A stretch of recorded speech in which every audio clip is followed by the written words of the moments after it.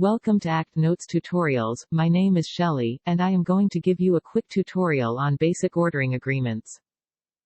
What is an basic ordering agreement? A basic ordering agreement, or what we call a BOA, is a written instrument of understanding, negotiated between an agency or contracting activity. This agreement may be used to expedite contracting for uncertain supplies or services when specific items, quantities, and prices are not known at the time of agreement is executed, but a substantial number of requirements are anticipated to be purchased from the contractor. A basic ordering agreement contains 1. Contract clauses applying to future contracts between the parties during its term. 2. Separate future contracts that will incorporate by reference or attachment the required and applicable clauses agreed upon in the basic ordering agreement.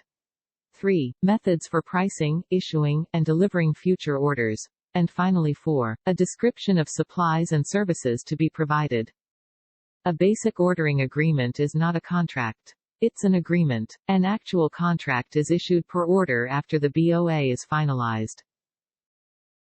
What is the required content in a basic ordering agreement? Each basic ordering agreement must 1. Describe the method for determining prices to be paid to the contractor for the supplies or services. 2. Include delivery terms and conditions or specify how they will be determined. 3. List one or more government activities authorized to issue orders under the agreement.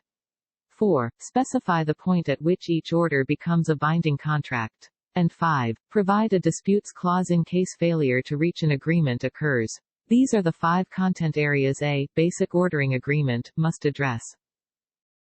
What are the basic ordering agreement requirements? When placing orders issued under a basic ordering agreement, the contracting officer should 1. Issue orders for required supplies or services covered by the BOA after the competition. 2. Ensure the use of the BOA is not prejudicial to other offers if the order is placed after the competition. 3. Must describe pricing methodology. 4. Signs or obtains any applicable justifications and approvals, and any determination and findings, and complies with other requirements as if the order were a contract awarded independently of the BOA. 5. Issue orders on appropriate contractual instruments. 6. Incorporate by reference the provisions of the BOA. 7. Cite the applicable Federal Acquisition Regulation Authority for requirements not competed. And finally 8. Comply with Federal Acquisition Regulation synopsis requirements. What are the main basic ordering agreement restrictions? The main restrictions are 1. Not permitted to mention or suggest future orders. 2. Not to be used to hinder competition. 3. Neither make any final commitment nor authorize the contractor to begin work on an order until prices have been established. 4. Under the disputes provision, failure to obtain agreement on price for any order issued before pricing is fixed constitutes a disagreement.